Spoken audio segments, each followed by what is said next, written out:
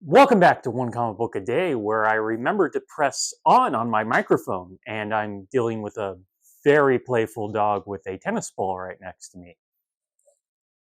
Yep, she's chewing on it. Today we're covering Detective Comics issue 67, Crime's Early Bird. It's sort of awkward in my head, like I have dyslexia, and I'm trying to say something else. I'm not sure how I'm trying to phrase it, but just an awkward sounding title to me. It is the return of the Penguin, right after we were introduced to Two-Face. So we have two big crime lord villains pretty quickly in Detective Comics.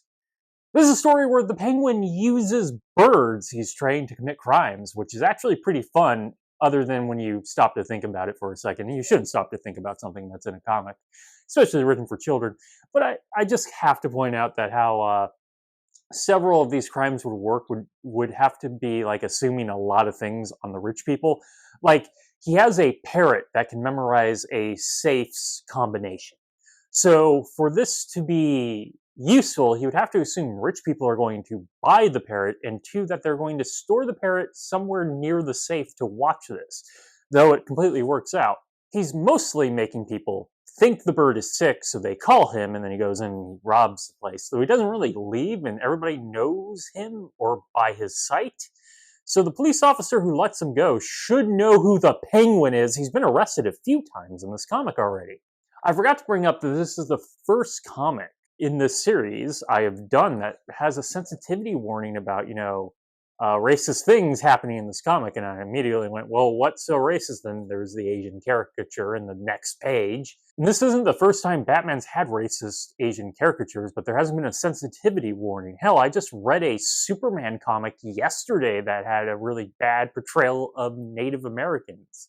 So I'm just fascinated by this sensitivity warning. I have no complaint about the sensitivity warning, but why did they only do it for this comic? Is it a recent thing? They need to actually work at this instead of half-assing it. But the Penguin is getting away with his bird crimes, including escaping from Batman and Robin using fire and riding an ostrich, a sentence that I didn't think I'd be saying, but man, is it great. In fact, there's actually too much happening in this comic. Its best quality is that there's a lot of fun things happening in it. It's just so many things that halfway through this comic, I thought 14 pages had to have happened to discover it had only been 7. It's too jam-packed. There was at least 3 times I thought we were heading to the ending only to discover that the Penguin was going to escape again to do one more thing. This ends up with an encounter where he captures both Batman and Robin and leaves a penguin to actually watch them. But the Penguin goes over and hands them the human penguin, not the bird penguin, lighter, which then Batman uses to free himself. Another sentence you don't expect to say, and you know what? Completely into the Penguin's penguin screwing him over. And then this still leads to 2 separate chases where the Penguin eventually just gets away by using his umbrella to glide down a clock tower. And we've had a lot of clock towers recently. I wonder if it's the same clock tower or Gotham is just full of clock towers. Really great place to fight people in a climax. But as Penguin stories go, it's pretty memorable, and he at least has a gimmick. It's actually feeling like the 60s show right now with the bird gimmicks, and the fact that he gets captured many times.